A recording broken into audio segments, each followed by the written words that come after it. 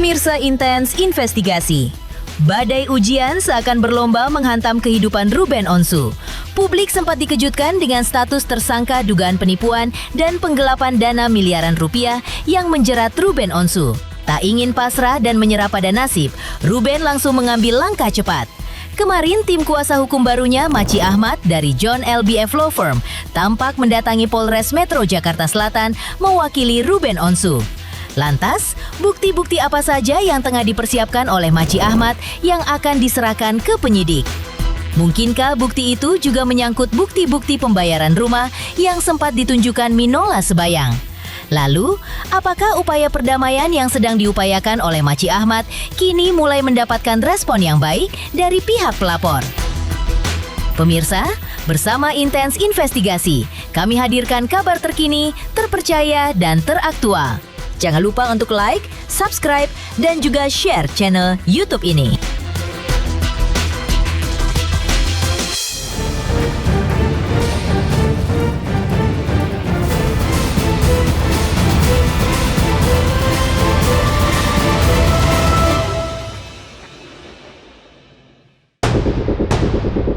Pemirsa Intens Investigasi. Masih terkait status tersangka atas dugaan penipuan dan penggelapan dana sebesar 3,5 miliar rupiah yang disematkan kepada Ruben Onsu. Dalam permasalahan ini, Minola Sebayang, kuasa hukum Ruben dalam sengketa hak asuh anak, sempat memberikan tanggapan tajam melalui akun media sosialnya. Minola mengedukasi publik mengenai perbedaan mendasar antara kasus pelaporan ingkar janji alias wan prestasi yang masuk ke ranah perdata dengan kasus dugaan penipuan yang masuk dalam ranah pidana. Secara tersirat, Minola pun sepertinya ingin menyindir seorang oknum yang menurutnya ingin memaksakan kasus utang piutang ke dalam jalur pidana. Menurut Minola Sebayang, hal ini digunakan pihak lain demi menekan mental seseorang yang dilaporkan dengan mengancamnya, memenjarakan, dan merusak reputasi atau nama baik seseorang.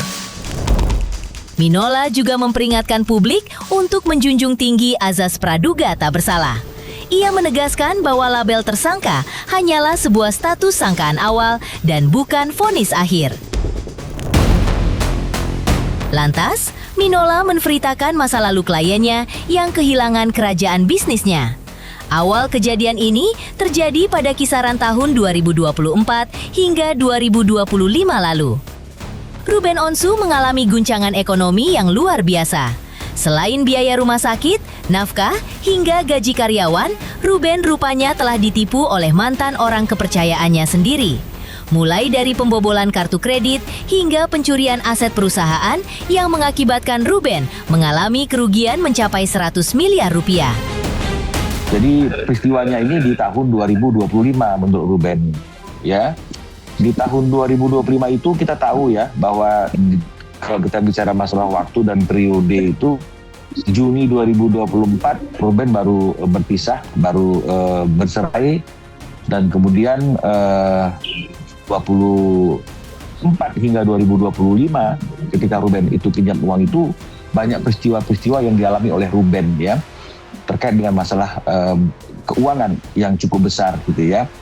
Pertama tentu adalah biaya-biaya untuk rumah ya, Ruben bilang seperti itu.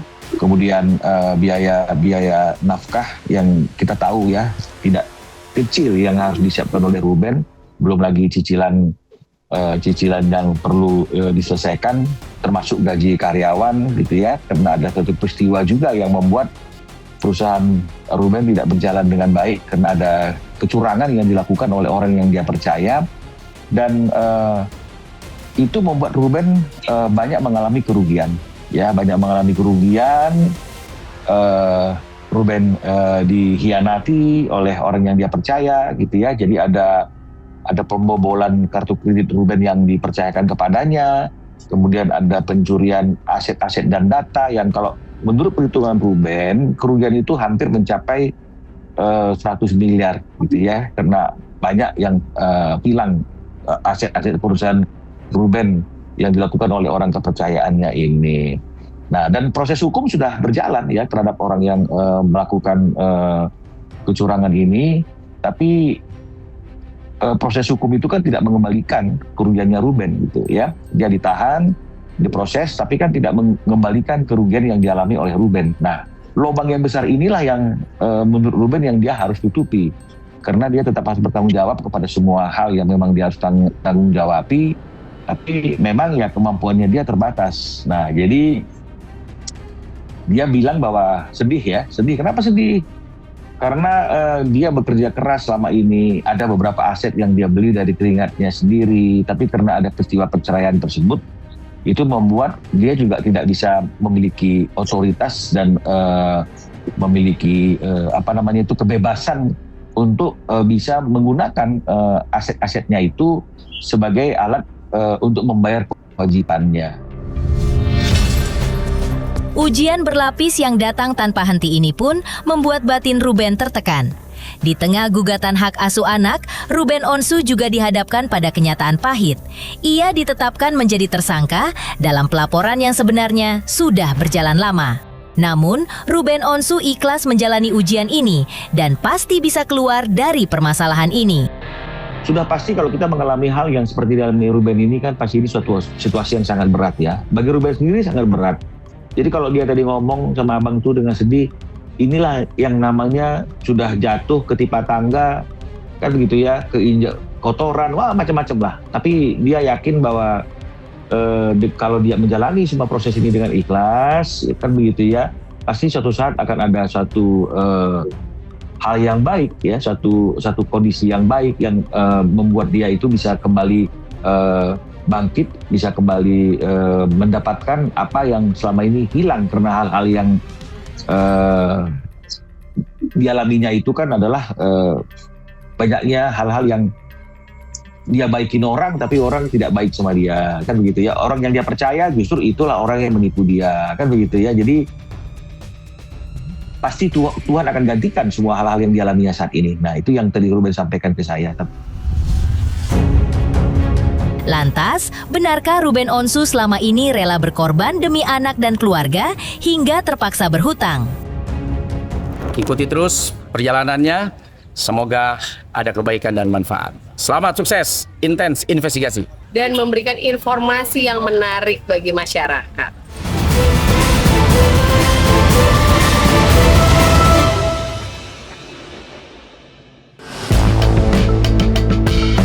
Pemirsa Intens Investigasi, status tersangka yang menjerat Ruben Onsu rupanya mendapatkan empati dari sahabat dekat Ruben Onsu, yaitu Aditya Gumai. Sebagai orang yang sudah cukup mengenal Ruben Onsu sejak lama, Aditya Gumai meyakini bahwa jika Ruben terpaksa meminjam uang tersebut 100% tidak dinikmati oleh Ruben sendiri. Ruben Onsu diduga harus pontang-panting mencari uang ratusan juta rupiah setiap bulannya demi menghidupi istri dan anak-anaknya. Belum termasuk cicilan rumah hingga gaji para karyawannya. Kalaupun ada pinjaman Ruben dengan berbagai pihak yang tadi seperti disampaikan berbuntut adanya satu entah itu laporan dan lain sebagainya, saya sangat yakin uang yang digunakan Ruben bukan untuk dirinya sendiri. Dia cukup kos 10 juta sebulan. Itu untuk menutupi seluruh kebutuhan keluarganya. Kebayang sih, bagaimana kita ngasihin uang 225 juta sebulan belum untuk dirinya sendiri, untuk keluarga, cicilan rumah, dan lain sebagainya, karyawan. Jadi kalau dia akhirnya meminjam ke sana kemari, lagi-lagi itu bukan untuk dirinya sendiri. Benar-benar dia jadi martir, mengorbankan dirinya untuk banyak orang. Aditya Gumai juga menepis kecurigaan publik yang khawatir Ruben akan lari dari tanggung jawab. Ia menjelaskan bahwa Ruben Onsu masih memiliki aset yang nilainya lebih dari cukup untuk menutupi seluruh tagihan tersebut. Ruben tuh masih punya banyak aset gitu loh. Kalaupun dia punya pinjaman itu semua pasti bisa ditutupi dengan asetnya. Tapi kan menjual aset tidak semudah kayak jual pisang goreng gitu loh. Ya, jadi dia memang perlu waktu. Dan lagi-lagi saya sebagai orang yang cukup dekat dengan Ruben tahu betul. Kalaupun memang Ruben punya pinjaman bukan untuk dirinya sendiri, ya. Bertahun-tahun dia harus menanggung begitu banyak biaya yang harus dikeluarkan, pembangunan rumahnya, cicilannya, dan itu juga untuk memenuhi apa yang diminta oleh yang katanya permintaan anaknya lah dan lain sebagainya, dan kemudian juga biaya-biaya hidup anaknya yang besar banget itu gitu. Jadi ya itu tadi Ruben berdiri paling depan untuk menjadi orang yang membahagiakan banyak orang lain. Lantas, seperti apa keterangan resmi dari pihak kepolisian yang menjadikan Ruben Onsu sebagai tersangka? Ikuti terus perjalanannya, semoga ada kebaikan dan manfaat. Selamat sukses, Intens Investigasi. Dan memberikan informasi yang menarik bagi masyarakat.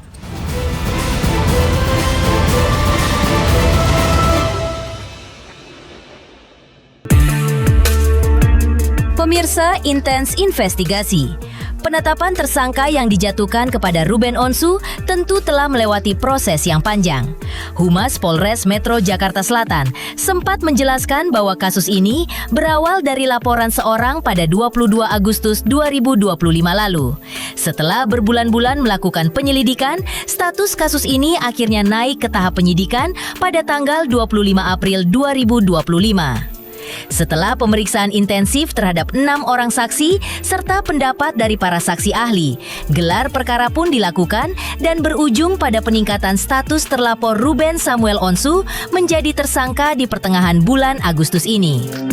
Saya sampaikan pada rekan-rekan sekalian bahwa benar Polres Metro Jakarta Selatan Satreskrim saat ini sedang menangani perkara dugaan tindak pidana penipuan dan atau penggelapan. Berdasarkan laporan polisi nomor 310 8 Romawi 2025 SPKT Polres Jakarta Selatan tanggalnya 22 Agustus 2025. Terkait dengan penipuan dan atau penggelapan tersebut, pelapornya adalah inisial P, yang menjadi korban adalah inisial DM, sementara sebagai terlapor adalah inisial RSO. Terkait perkara tersebut, Satreskrim telah melaksanakan serangkaian penyelidikan terhadap perkara dimaksud dan tertanggal 25 April 2026 terhadap perkara dimaksud telah dialih dari proses penyelidikan ke penyidikan. Kemudian pada tahap penyidikan, penyidik telah melakukan pemeriksaan terhadap beberapa saksi, yaitu lebih dari 6 saksi, termasuk saksi ahli. Kemudian pada beberapa hari lalu telah dilakukan gelar perkara, yang dari gelar perkara peserta gelar sepakat terhadap terlapor saudara RSO statusnya dialihkan sebagai tersangka. Kemudian dibuatkan surat penetapan sebagai tersangka.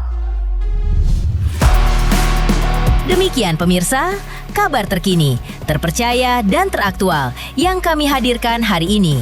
Jangan lupa untuk terus menyaksikan Intens Investigasi. Dan pastikan, jangan lupa untuk like, subscribe, share, dan juga komen.